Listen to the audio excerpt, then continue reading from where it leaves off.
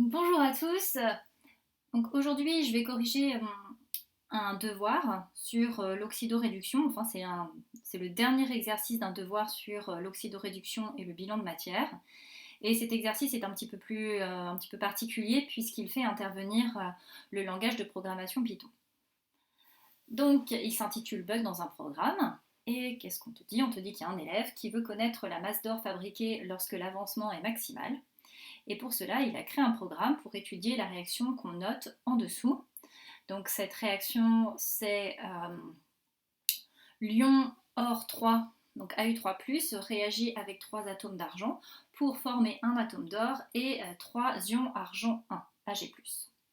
À l'état initial, il y a 10 millimoles d'ion or 3 et 24 millimoles de métal argent Ag. Et on te donne la masse molaire de l'or qui est de 197 grammes par mol. Le programme est le suivant.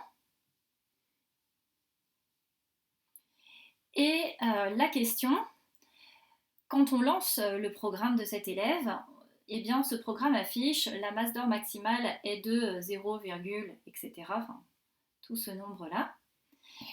On te demande d'analyser le programme bloc par bloc et on te demande de le corriger. Alors, avant d'analyser le programme bloc par bloc, eh bien, tout simplement, on va essayer de répondre à la question que Jean-Michel s'était posée, c'est-à-dire de trouver la masse d'or qu'on pouvait fabriquer si la transformation était totale. Et pour ça, eh bien, je vais faire un tableau d'avancement. Et quand je vais corriger ce tableau d'avancement, peu à peu, je vais entrer des petites données, comme par exemple ceci, donc la quantité de matière d'argent à l'état initial, la quantité de matière d'ion or 3 à l'état initial. Tu vas voir apparaître Xmax 1, Xmax 2. Ça sera plus facile quand on va analyser le programme. Alors, donc j'ai dressé le tableau d'avancement. Alors, pour dresser ce tableau d'avancement, j'ai tout simplement ici écrit l'équation de la réaction d'oxydoréduction. Puis j'ai rempli le tableau à l'état initial, donc quand l'avancement vaut 0. Bien, quand l'avancement vaut 0, on nous dit qu'il y a 10 millimoles d'ion or 3. Donc 10 millimoles, c'est 10 fois 10 puissance moins 3 moles. Donc j'ai tout de suite converti. On va voir que ça va nous être utile après par la suite. En ce qui concerne l'argent, on nous dit qu'il y a 24 millimoles d'argent, donc j'ai tout de suite mis 24 fois 10 puissance moins 3 moles d'argent. Il n'y a pas d'or et il n'y a pas d'ion Ag+, donc Ag1.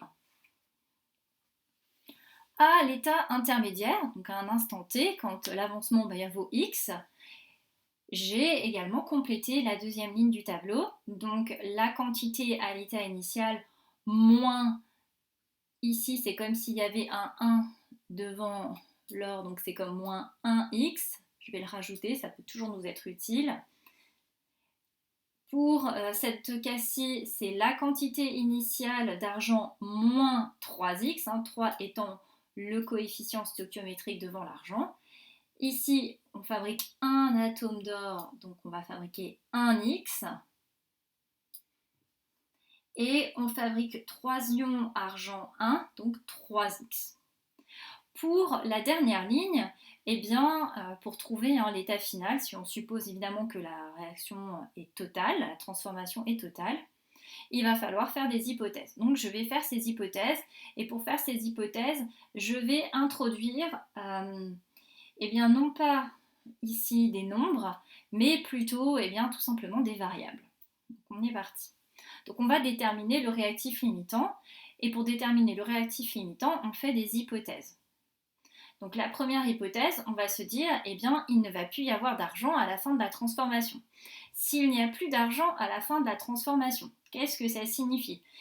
Ça signifie que la quantité initiale d'argent moins 3 fois l'avancement maximal, la quantité initiale elle est ici, moins 3 fois l'avancement maximal, donc moi j'ai mis la quantité d'argent initiale moins 3 fois l'avancement maximal vaut 0. J'essaye de trouver l'avancement maximal que j'ai appelé Xmax 1. Ça veut dire que X max 1, eh bien, c'est la quantité d'argent initial divisé par 3. 3, c'est le coefficient stoichiométrique qu'il y a devant l'argent. Donc c'est pour ça que j'ai mis, c'est la quantité d'argent initial divisé par le nombre stoichiométrique qui est devant l'argent. Et quand je fais ce calcul, eh bien je trouve, là, avec les valeurs de l'énoncé, je trouve 8,0 fois 10 puissance moins 3 mol. J'insiste sur le mol parce que bien souvent, les élèves l'oublient. Maintenant, je fais une deuxième hypothèse, puisqu'il y a un autre réactif. Ça peut être l'ion or 3. Donc si jamais c'est l'ion or 3 qui est réactif limitant, eh bien dans ces cas-là, cette quantité s'annule. Cette quantité, c'est la quantité d'ion or à l'état initial moins une fois l'avancement maximal. Donc c'est ce que je notais là. La quantité d'or à l'état initial moins une fois, on peut rajouter une fois, l'avancement maximal que ici j'ai appelé x max 2. Si je trouve la solution de cette équation, eh bien ça veut dire que l'avancement maximal, ça vaut la quantité d'or 3 à l'état initial divisé par 1, et 1 c'est le coefficient stoichiométrique. Donc c'est pour ça que j'ai écrit ceci. Et là, quand je fais le calcul, eh bien, je trouve que l'avancement maximal vaut 10 fois 10 puissance moins 3 mol.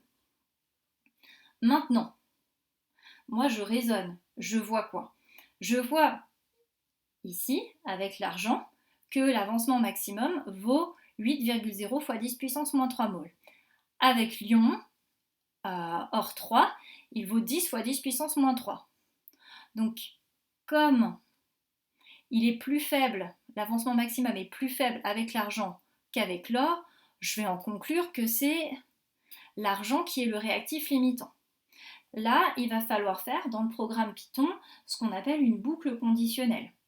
Alors, tu verras par la suite, il va falloir se dire, si il va falloir comparer avec une boucle conditionnelle les deux quantités, c'est-à-dire x max 1 et x max 2.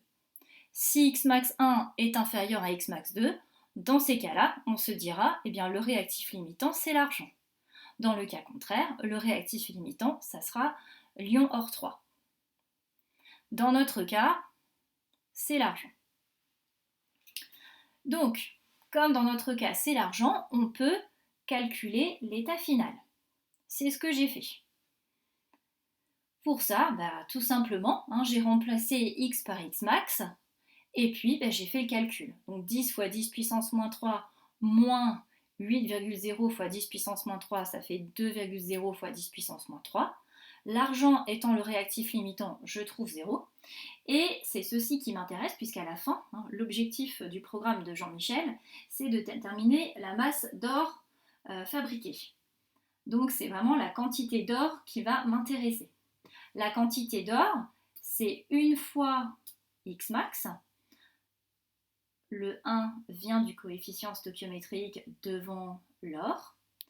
Et x max, on a vu que c'était 8,0 fois 10 puissance moins 3 mol. Donc c'est pour ça que j'ai écrit ça ici. Pour l'ion argent Ag+, j'ai tout simplement fait 3 fois x max et 3 fois 8, 24. Donc 3 fois 8 fois 10 puissance moins 3, 24 fois 10 puissance moins 3 mol. L'objectif après du programme de Jean-Michel, ça va être de calculer la masse d'or. Donc pour calculer la masse d'or, eh bien, je vais utiliser ce que j'appelle la formule M&M's. Donc la masse d'or, c'est la quantité d'or, donc la masse d'or, le M, c'est la quantité d'or petit n fois grand M, la masse molaire. Pour avoir la quantité d'or, eh bien la quantité d'or, elle m'est donnée ici. C'est 1 fois x max. 1 étant le coefficient stoichiométrique devant l'or. Donc c'est pour ça que j'ai écrit nombre stoichiométrique devant l'or. Fois x max fois la masse molaire de l'or, et la masse molaire de l'or, c'est 197 grammes par mol.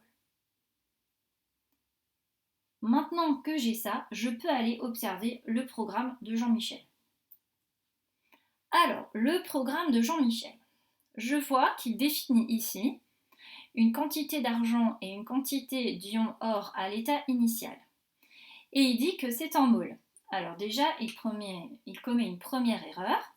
Donc quand il définit ses conditions initiales, ce n'est pas en mol, c'est en millimol. Donc nous, on va déjà changer ceci. 10 millimol, ben c'est 10. Si on devait l'écrire en Python, E-3 mol. Et même chose avec 24. Ça sera 24 E-3 mol. Il a aussi commis une autre erreur, il a interverti l'argent et l'or. Hein, il y avait 24 millimoles d'argent et il y avait 10 millimoles d'ion or 3. Donc il avait fait 2 erreurs à ce niveau-là. Ici, que fait-il? Eh bien là, on voit qu'il parle de nombres stoichiométriques. Donc il définit les coefficients stoichiométriques de l'argent, de l'ion or 3 et de l'or. Certains élèves me disent on peut rajouter encore un coefficient stoichiométrique, celui qui se rapporte à l'ion Ag+, mais ce n'est pas utile. On n'est pas obligé de le mettre. Ici, que fait l'élève? Eh bien, l'élève, tout simplement, essaye de calculer l'avancement maximal si ici, l'argent est le réactif limitant, et là, si l'ion or 3 est le réactif limitant. Et il ne fait pas d'erreur. Là, quand on regarde ceci, on voit que ça commence par un if, puis un else, donc on est dans ce qu'on appelle une boucle conditionnelle. Et tout simplement, il compare là les deux avancements. Et il nous dit, eh bien, si xmax 1 est supérieur à xmax 2, alors l'avancement maximal sera xmax 1. Et là, on voit qu'il fait une erreur. Non, si xmax 1 est supérieur à xmax 2, dans ces cas-là, l'avancement maximal, ça sera xmax 2. Donc on peut tout simplement changer en mettant un inférieur. On pouvait aussi ne pas changer ici l'inégalité et mettre ici un 2 et là un 1. Dernière partie. Là, on voit qu'il nous parle de la masse d'or et on voit qu'il affiche la masse d'or maximale est 2. Donc tout simplement, là il fait un calcul de la masse et il veut afficher le résultat.